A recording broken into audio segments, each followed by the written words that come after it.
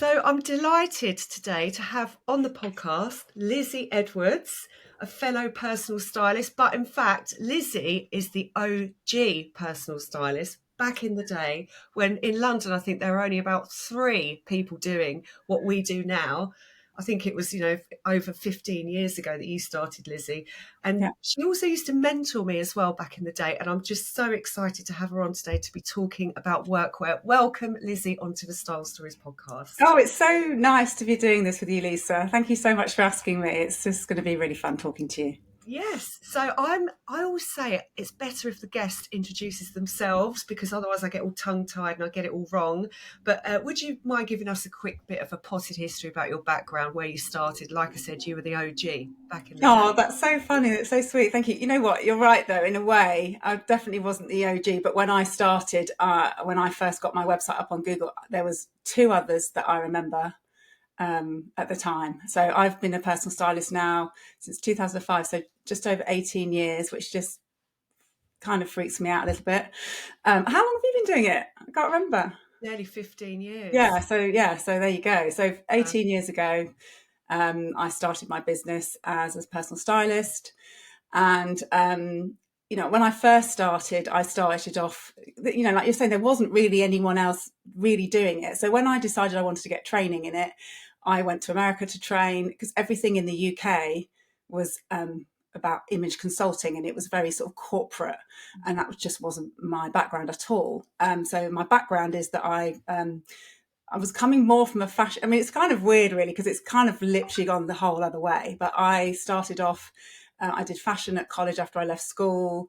I went to fashion college after art college. And then I worked as a model in the 90s. And then I completely went off in a different direction, went back to university and did what I would call a normal degree. And then I started working as the first proper jobs when I was in my late 20s, early 30s, because I went to university, can you believe it, as a mature student when I was 27, which seems crazy now. Now I'm in my 50s, but that was mature. So then when I was in my early 30s, I just thought, I don't know what I want to do. So I'm sure a lot of people can resonate with that. Like I just did not know what I wanted to do. So I worked with a career coach, and the thing that came out of it when I looked at all of the things I was interested in was to become like a personal shopper. So I started off doing that with the help of the career coach. And I really have to say, I am a massive advocate for coaching. I think I would not have my business without it. Because I had someone to help me just think it was possible. So a lot of the time when you can't look around you and see what's there, I was like, right, she just would ask me to do things. Like she challenged me, right, go and get 5 clients. Which I wouldn't have sat at home and decided I'm going to go and get 5 clients, but she sort of pushed me to do that. So I got my clients, and I thought, wow, this is definitely what I wanted to do. Because I'd also, in the interim times, I'd struggled with an eating disorder, I'd had depression, all sorts of things where clothes had become something where I'd really seen myself slide into, put on loads of weight. Like people always find that quite shocking, but yeah, I was like a size 16, which I know isn't big by lots of people's standards, but it wasn't me. Like it just wasn't my body. I got to that size from massively binging. So I'd been through all these struggles, and I'd seen myself really slide into like jogging bottoms basically. And when I kind of came out of that, I really had, as I said, I'd done a lot of work on myself. I'd been in groups, I'd done therapy, all these things. And I really saw for myself the difference it made. One day I made a decision to go and buy a pair of what I call proper trousers. So I can picture myself now. I went to Marble Arch, Marks and Spencer's. I bought a pair of black trousers with a waistband and a button, and they were a size 16. And I was like, right, this is, and I felt different. So that was a real kind of, I'm going to say, well, it was a turning point for me, because it was a turning point for me psychologically to see, right, no, I'm going to make an effort for myself. I've got to sort of start caring for myself. But I also, I'd always had an interest in clothes. I'd always, from studying fashion, from being a model, but I was never interested in being a fashion stylist because I wasn't really into fashion. I just liked nice things. And also the other thing that I'd realised that I was really good at, I was really good at shopping, and I loved browsing. Like I love walking around the stores and just finding something really great, even if I don't buy it. I don't know if you can relate to that, but when you're going around, you're thinking, oh my God, this is amazing. But So that's a even lot if of it's, people's idea of hell. Yeah, but I used to love it. And I tell you what, it's really interesting. Again, in times when I've done reflection on things, with that whole idea of 10,000 hours to make you an expert. When I was a model, it sounds weird to think that back in the day, no phones, right? So you'd leave your house in the morning, you'd have a list of what they would call go-sees or appointments. And I'd come from my house into central London. I'd have to go to meet magazine editors or photographers. And I might have an appointment at 10 in the morning. Say there used to be a magazine house just off Carnaby Street. And I'd go there, say at 10, and then I might not have an appointment till 3 in the afternoon, and I wouldn't go back to my flat. So I'd find myself knocking around all day. And again, you couldn't ring a friend or arrange to meet somebody because you'd left the house. Again, it sounds really weird to people who are younger now. That was the idea. So I'd end up killing time basically walking around stores in Oxford Street, and I'd just be wandering. So I just got good at wandering and spotting things. And I didn't really buy a lot of stuff. I didn't have a lot of money, to be honest, but I really, I used to enjoy just browsing and looking and shopping. So that kind of, I've gone off on a big tangent here, but that kind of got my love of all of those things, and then my real interest in personal development from my own issues. They kind of all just came together. So when I was working with this career coach, and she sort of was floating ideas, and we were brainstorming ideas, that just felt like a good fit. And after she'd made me get these guinea pig clients, it was like a real moment. I just felt so right. I just thought, this is just so right for me. Like, I really wanted to help people. I could see the result that they got in the dressing room. Again, I know that you'll experience this when you're with a client in a dressing room and they see themselves differently in front of the mirror. It's just nothing like it. It's just an absolutely joyful feeling. And to know that something that I find fun and I can do really easily, really effortlessly, that other people hate and people struggle with, was just like an absolute perfect point, really. So that's kind of how I started. And then I got going, and then I was like, right, I really want to, if I'm going to do this, I'm very much like, if I'm going to do something, I want to do it properly. So I looked for training. Everything in the UK was very much image consultancy, and that just didn't feel right for me. So I went to America. I trained with an amazing woman called Carla Mathis, and I also did some work with an amazing woman who unfortunately is no longer with us, called Brenda Kinsell. And I started my personal styling business, having learned all about colour and style. And the irony now is that I've kind of moved. Everyone's a personal stylist now. That's the main courses now, that when people can train, it's all about personal styling. But actually my niche, the people I work with, is much more, I've kind of gone back into the realm of where the image consulting would have sat before. I talk to women about workwear.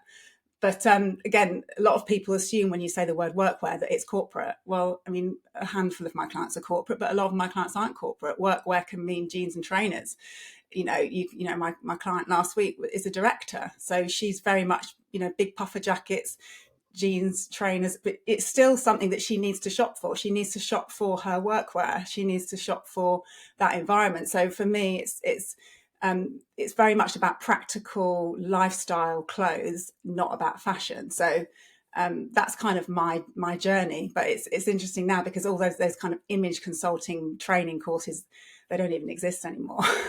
So it's, as you say, 18 years. It's a long time. It's a long time. And just quickly, before I sort of go into what you do now with your business, when you talked about your issues, you called them, and what got you to the point where you realized that clothes have some sort of power. Really, I'm the same. Our stories are really similar. I'm normally a size 10, 8 to 10.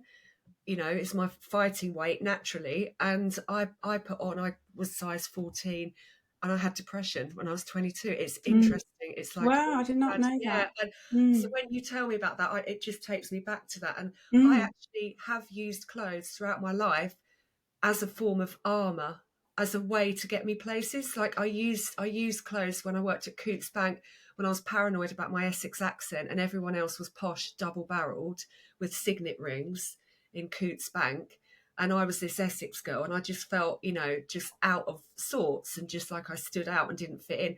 And I really paid attention to what I wore, and I kind of sort of power dressed in a way. And that's when I realised that you can use clothes as a tool to get you You somewhere. had that experience for yourself. And And just, I've actually again, it's an interesting thing, because people often say to me, because outside of those periods where I had an eating disorder and I put on weight, because people often, if I say to people that I had an eating disorder, they assume it was anorexia, and it wasn't. It was the opposite end of the scale. But that being really big when it's just not who you are on the outside.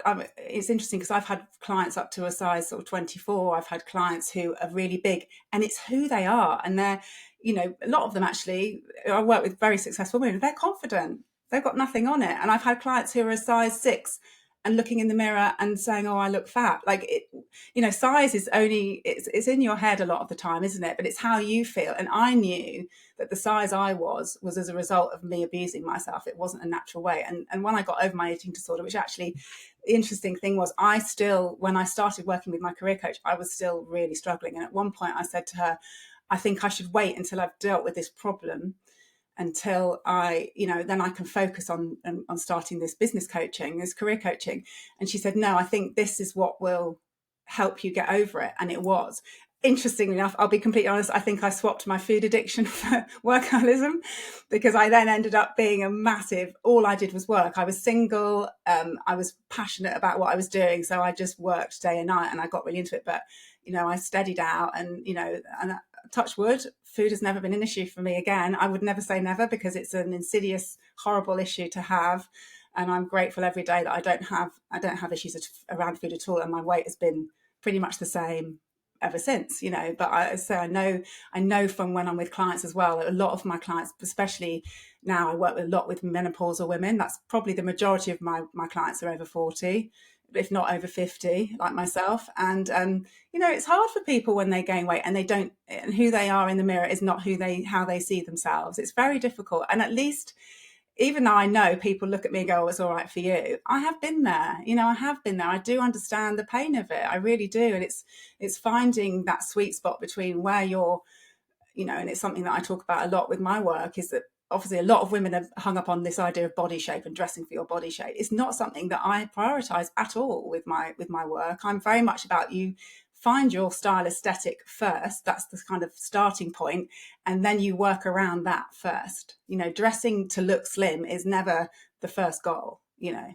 Yeah. in my book. Aesthetic is you know, your style, personality is absolutely so important. But you've also, see, you did move into a niche. You work with women who are leaders and sort of senior professionals, very much professional women who have their own Yeah. money and big jobs and all of that. And you've now created a membership specific.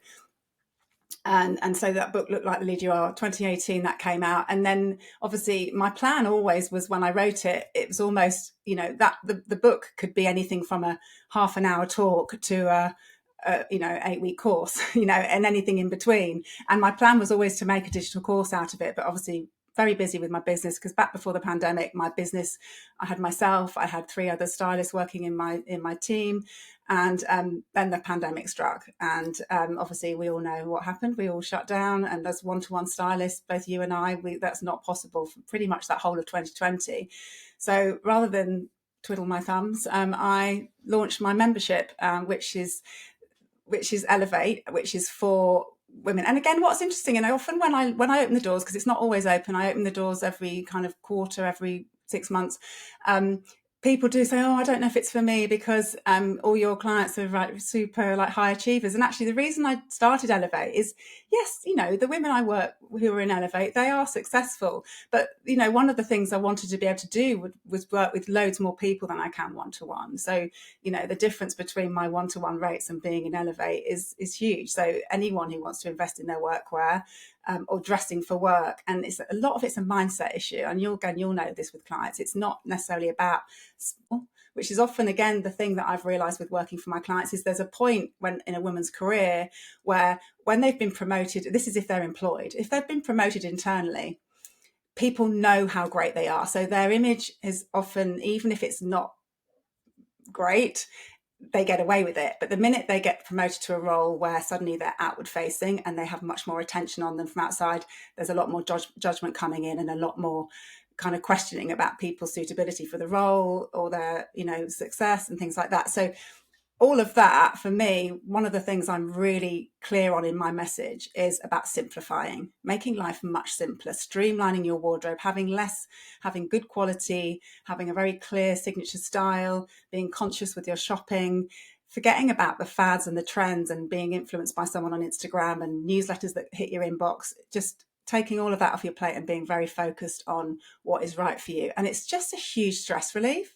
Yeah, the amount of times people say, I just don't know what goes with what, I don't know what to buy. I mean, there's also that the capsule wardrobe guides that are around that sort of say, if you get these 5 things, all of your problems are solved. Well, let's just, I go on about this on this podcast. Yeah, I don't want a biker jacket, whatever it will. They tell you what you need. That don't work for you, that don't work for me. In different types of industries, they have different jobs. Some are working at home, some are hybrid working, some are in offices, corporate, whatever. But at the end of the day, on a basic level, I think all the issues are the same. They're all the same. They want to feel good and they want to look good, and they've lost their way. And the biggest issue, I think, again, a lot of this I really kind of unpicked when I wrote my book. It was me trying to work out from working with one-to-one clients where it's so instinctive for me. I had trained, but I'm not a theory person, but really unpicking like, what is the issue here? And a lot of it's, time poor. That's one of the really big issues. But one of the biggest issues I feel is just the overwhelm. There's so much choice. And I feel it. Like, I walk into the stores and I am at home in the stores. I know where things are. I know what I'm looking for. I know what the different brands, just from being around them. And I find it overwhelming. I can walk into a store and just, when I go to do my prep for a client, and I literally just have to stop and take a breath for a minute and be like, right, what am I looking for? Okay, navy trousers, or, like whatever. And that's the way I teach people to shop, like being really specific and just taking a breath. Because I don't know if you've ever done this. I've been in John Lewis once. Oh, sorry, I think it's falling off. This camera keeps falling off. Sorry. It's stuck on my screen because I've got a desktop screen. I walked into John Lewis once in the summer and I saw all these women, mainly sort of middle-aged women, wandering around. And it was the season where people were probably buying things for weddings and, events and things like that. And I just was watching people going into the dressing room and seeing these women and then the thing they're holding and just thinking, what are you thinking that is going to be right for you? Like, so wrong. And it sort of hurts me to see people. If I could stand there all day just saying to people, hey, hang on a minute, wait there, I'm just going to go and grab you something else. Just even without knowing them, even without them going through all the exercises that I get people to go through about, all the things about finding their style words and finding their personal brand words, I can still look at something and think, this doesn't suit you. And the thing is as well is, looking on Instagram and looking at influencers and getting ideas from that. If you're not actually clear in the first place on what is for you, you're not going to be able to work out what isn't for you, and then the whole thing becomes more overwhelming. So it's so worth doing some work on it. I mean, we're doing this podcast in 2 bits. So today we're talking about, we're going to talk a bit now about workwear and why it's important to look good at work, because a lot of people would argue, plenty of people would argue, it isn't important, because if I do my job well, then that should be enough. If I'm good at my job, if I'm a great trader or broker or whatever it is, a great lawyer, etc., then I should be able to wear what I want. And I think that the younger generation feel that quite a lot. But I just want to talk today about why it matters. The workwear lines are blurred, so people are more confused than ever, I think, since the pandemic.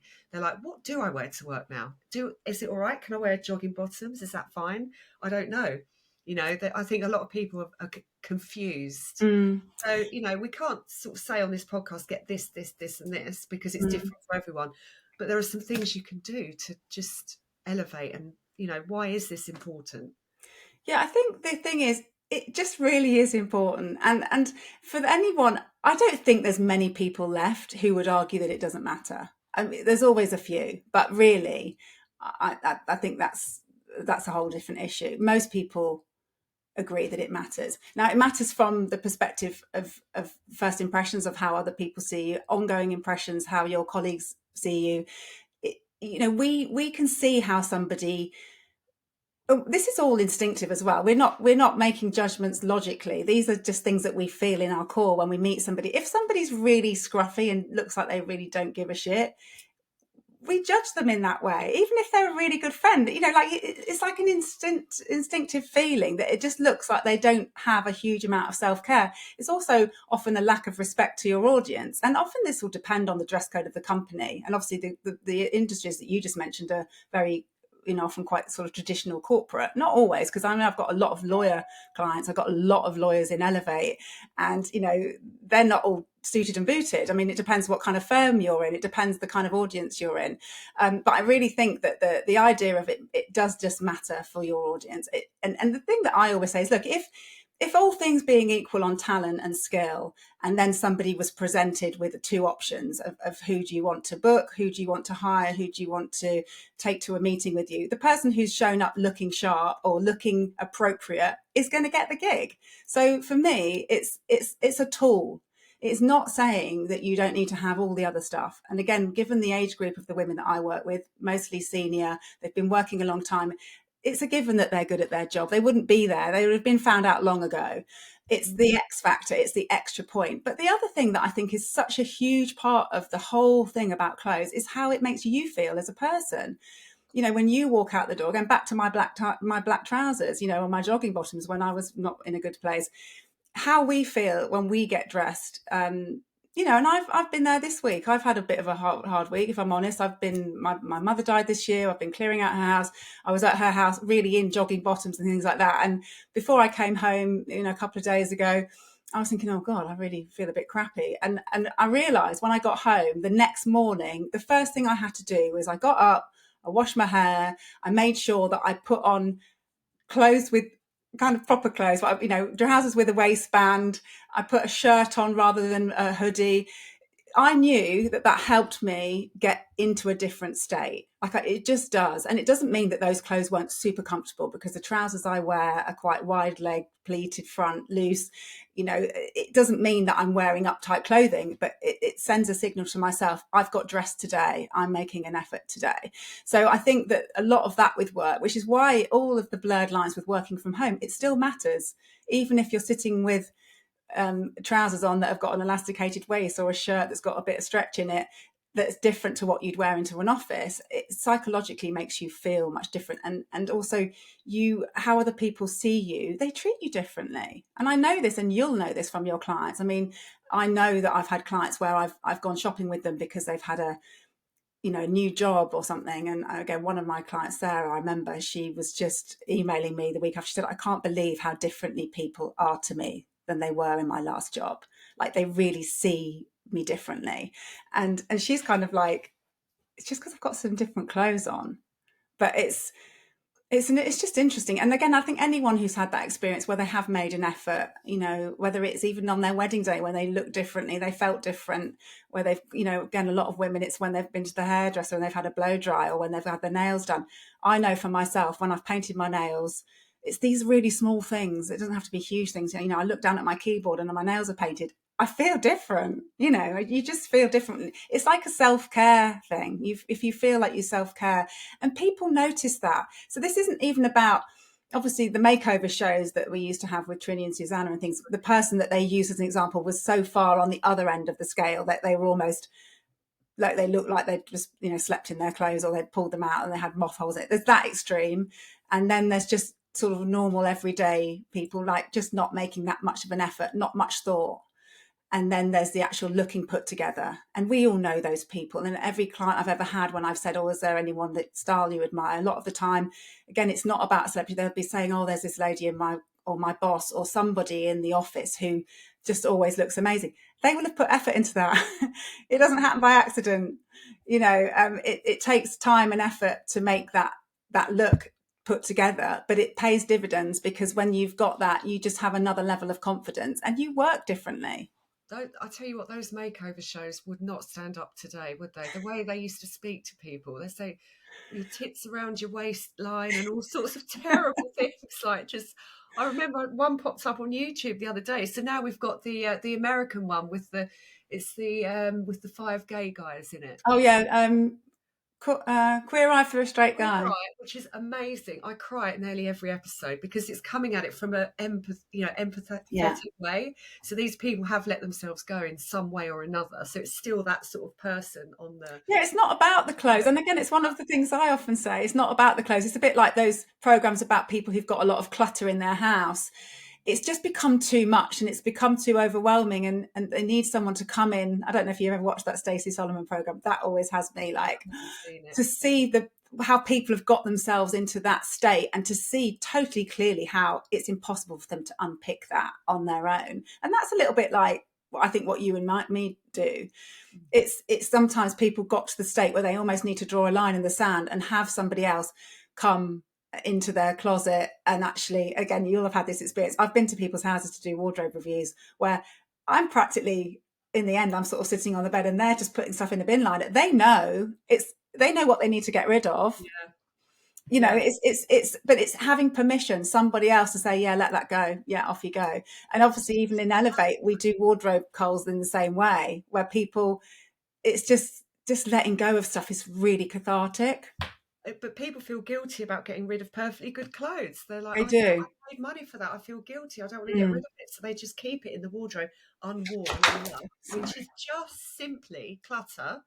You've got to let it go, and that is so cathartic. Like you say, it's like therapy.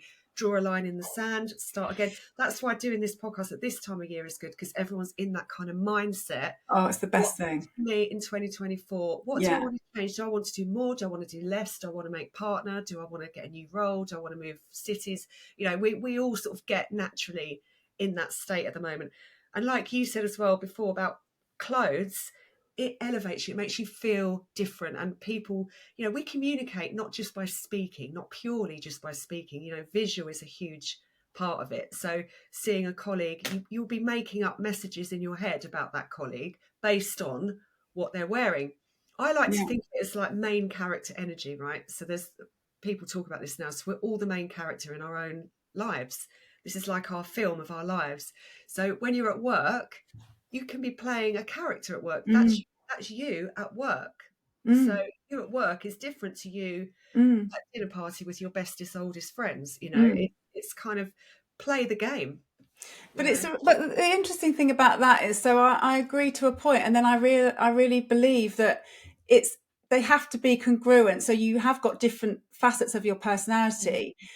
And the example I would have is if somebody saw you in the street, like if you go to work in a certain way and someone saw you at the weekend and they literally walked straight past you because they didn't recognize you, something's amiss. Like, we need to take ourselves to work. It's like, what's your smartest version for work, you know, or what's, you know, do you know what I mean? It's almost like, and this is where sometimes people, and I'll use dressing for weddings as an example here, because often people for weddings suddenly go, oh, I need to wear a sort of floral dress or something. You know, you see, and this is again back to my walking around John Lewis watching women shopping, just thinking, what are you picking up all these floral dresses for? It's like, you know, whenever I go to a wedding, pretty much I'll wear a jumpsuit because that's my style. And often again in Elevate, people have said weddings, and I've often suggested, say, a jumpsuit, and it's a bit like, oh, like, it's like, yeah, who are you? You can be yourself as your smartest version. Like, if I was to go and do a stage presentation, I'd probably wear a jumpsuit, but it would be a different sort of jumpsuit to the one I wear when I'm shopping with a client. You know, and that's just an example of that. You don't have to suddenly wear what everyone else is wearing. You know, if I worked in a corporate job, my look would be quite different. I wouldn't be a little dress wearer because it's just not my style. You know, it's finding your version of smart. It's finding your version of a Christmas party. It's finding your version of a working from home. It's your style is very different to somebody else's, and really getting clear on that aesthetic. So I think the idea as well, what's fantastic about us talking today about, you know, going into 2024, going into a new year, it's like, yeah, who do you want to be? And being conscious about it and making decisions, and also realizing that, you know, you will be bombarded in the spring of the new looks, the latest fads. It's like, it's irrelevant. It's like, who do you want to be? And shopping consciously with that in mind about your ambitions and your goals for this year or the next year. Like you said, Lisa, if you want to make partner, what does that look like? You know, dress, you know, the same old adage, you know, dress for the job you want. But interestingly enough, I don't know if you've ever read that book, Lisa. It's called The Alter Ego Effect. I haven't read it. No. I think it's Todd Herman, but he talks about different examples of people who take on a persona, and it's not pretending to be, it's not the act as if, it's tapping into a part of you. And he talks about, obviously, the one of the most famous ones is Beyonce becoming Sasha Fierce. And I don't think she needs to be Sasha Fierce anymore, because she's not a teenage girl in a Christian household who in 1 minute is sort of sitting there being a good girl, and the next minute is expected to be cavorting around on stage. She had to kind of become somebody else when she could be on stage. And she's talked about this a lot. If you see old interviews of her, she had to sort of become somebody else. It's still her, but it helps her perform differently. And I think clothes have got the power to help you do that. Like, who do you need to be to show up looking like a partner when you're not a partner, so people believe you? They need to see it to believe it. Yeah. And one of the things that he talks about in this book, which I do recommend, is having what he calls a totem, where you've got something that when you've got that on, and it could be, particularly for women, often it might be a handbag or a certain watch or glasses, where it's a bit like Clark Kent Superman. You put them on and you feel like you're that person. And a lot of women that I've done a training in Elevate where I've used this as an example, and said to people, like, what would that look like for you? And often it is the sort of handbag that's a bit more pricey, like buying a Mulberry bag or buying something that when they see that, it's like a signifier for them. But glasses, it's an interesting, I can't remember now who it was, so I might get it wrong. I think it was Martin Luther King. His glasses didn't even have glass in them, but he felt that when he put his glasses on, he was more intelligent. So he always wore glasses, even though he didn't need them, because it made him feel like he was becoming a more intellectual person. So, you can think about how you can use clothes to become different. Yeah, and the psychology behind it is fascinating. This is what I talk about loads on this podcast. There is psychology behind it. One thing that some people don't do as well is they don't want to spend money on work clothes. They'd rather, so you've got your work life. It's such a great investment. And it's such a good investment. It's like the idea of spending, and this is, again, I feel this is such a common issue for women. It's that the messaging. I did a post this year actually on LinkedIn, and I wrote, I think it was in my newsletter, is your mum still dressing you? Because so many women that I work with, they've got this issue with what would their mother think if they knew that they'd spent that much, or that, again, it's even in Elevate recently, someone was asking in one of our style coaching calls, asking my opinion on this coat that she said, and I said, it's a great coat. It's like a really basic coat. And she's saying, oh, this is a bit boring. I was saying, no, but it's just, you kind of need that coat in your wardrobe. And I said, and then you get another one, maybe in a colour or something. And she was a bit like, what, another coat, like a second coat? And I said, tell me who's saying that to you. And she's like, yeah, it is my mum. And it's just fascinating when you know, like, that's where it comes from. Like, from a generation, again, with my parents were born, like, they were born in the sort of 30s. That kind of idea of, like, you've got one thing and it's good enough and you'll make do. Yeah. It's just shaking off those stories about what's worth it. And also, again, around people who are successful at work or who've got a different life to what their parents had, the idea of having, letting that go, because this is your life now. And if you've got a great job, if you're, working hard, to have clothes that are part of that job, it's an investment for your career to be dressing for work. And so to let go of that idea that spending money on clothes is frivolous, it's got to go. Like, it's such an investment. If you invest in your clothes, it can get you that pay rise. I've met people who've lost interviews on what they were wearing, again, that first impression, you really need to give that impression. And this isn't about going and buying designer clothes. This is buying good quality items at a price point higher than you might think is right, and buying less. Because the other good thing about buying slightly more expensive clothes and you're comfortable is that you think twice before you make that purchase. If something's like, oh, it's fine, it's only 40 quid, you waste money. Whereas if you're like, oh God, those trousers, they're 150 pounds. Like, do I really want them? Am I really going to wear them? Let me just see how many outfits I can make. All of those steps to making a better purchase, absolutely worth it. I mean, I'm the opposite. I spend probably too much on clothes, if I'm honest. I'm actually coming out, so I've only got we're just in December now. I've got a couple more weeks. I've had a no buy this year. Oh my goodness. I've not bought any new clothes. However, again, I talked about this on my YouTube. My caveat this year, because I did one in 2020, and then obviously it was a bit of an odd year, so I didn't buy anything in 2020, but I didn't really need anything. And what I decided to do this year was to do a no buy, apart from I could buy things on Vinted. So I've bought things on Vinted, and I could only buy things using the profit of clothes that I'd sold. So I've sold things, and then I've had a budget, and then I've bought new things, which has totally scratched that itch. Like, it's really fun. I've bought some amazing things this year. I'm looking forward to getting to the end of it, but I don't think I'll change that habit. I don't need anything new, and you can get so many amazing things on Vinted I think I'm going to do a YouTube video on my best buys this year that I've got. I've got some amazing things I don't think I've bought anything for more than about 40 quid. Most things are about a tenner. Yeah, see, Vinted, everything's really low price on Vinted. I got my son actually a North Face coat on there, which is £300 in the shops. Got it for 129. Exactly. And it also makes you realise the cost of when you, if you know, of what your clothes are worth. Even, you know, if you put, some people put things on there that they've bought and they're trying to get the same value back. No, they're not worth that. It's a bit like, you know, when they say when you've bought a car, you lose half its value the minute you've driven it off the lot. It's a bit like that with clothes. It doesn't matter if you spent £100 on that. You're probably only going to get £20 for it. Yeah, if you want to sell it. So what should people wear to work in 2024? Now, I know that's a really wide, vague question, but are there certain things that you'd recommend, or do you know, it's going to be different for everyone though, isn't it? So yeah, I think my message is always to dress for yourself, but to be really clear. So what's fantastic about the beginning of the year is to take time to take stock. Think about, like you said, think about your goals. I've got an exercise that I call What's Your Why, where you really think about what it would do for you to imagine yourself. If you were the person showing up as your best self, what could that do for you? And then what it looks like. So what it actually looks like physically in terms of your personal aesthetic, what it looks like if you're working your best. You know, are you up on stage presenting? Are you, you know, winning a pitch? Are you on a board? Are you leading a team? Whatever you're doing, are you on Zoom? Are you recording new videos for an online course you're creating? If you're an online business owner, whatever that looks like for you, it's being really clear on that and working backwards about shopping just for the lifestyle that you've actually got, the real life.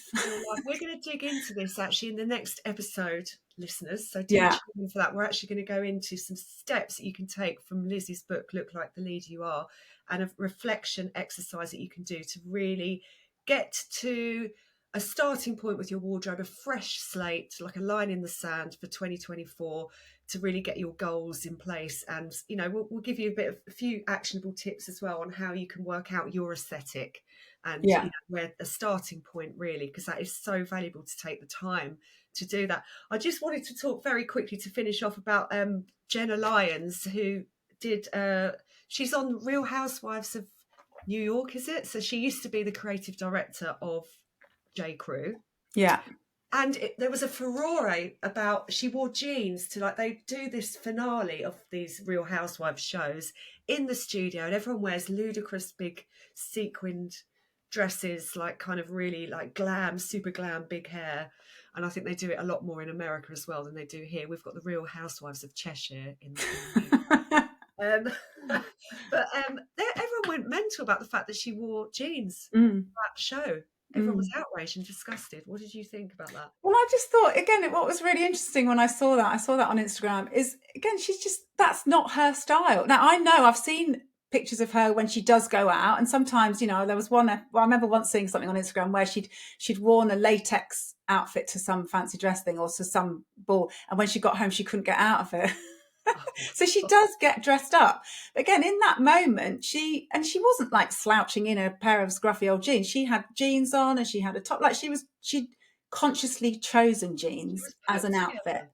And this is the most important point when you're saying what to wear in 2024.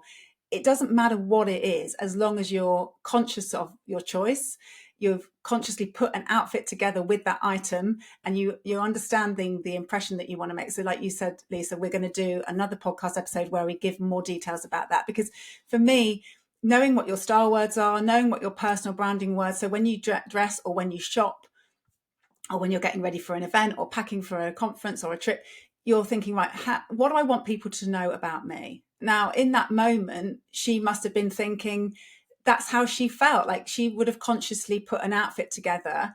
She wouldn't have done it really thinking it through, because she's naturally an incredibly stylish woman. So she would have just naturally put something on. She felt comfortable. She looked put together. I think put together is kind of the key word. I don't know about you, Lisa, but that's one of the most used phrases when I get an inquiry on my website for my one-to-one work. I just want to look put together. 100%. It's about items that fit together as an outfit, not as a random selection. Her outfit with jeans in it looked like she'd put together an outfit, which shows respect. She's looked like she respected herself. She respected the audience. If some people have got issues with jeans, again, that's their issue. I think there was a bit of a furore a couple of years ago with people on the red carpet when even women were wearing flats, or where women were wearing like a tux rather than a dress. I think, especially now more than ever with the gender fluidity and things like that, there's so much more, you be you, you do you. But the respectful part for yourself and for the audience is to it's not just thrown together. It's actually like, this is intentional. And even if, again, back to the idea of it shouldn't matter in the workplace, if somebody it's just their personal brand that they genuinely, am I allowed to swear on this podcast? You've already said the S word, so crack on.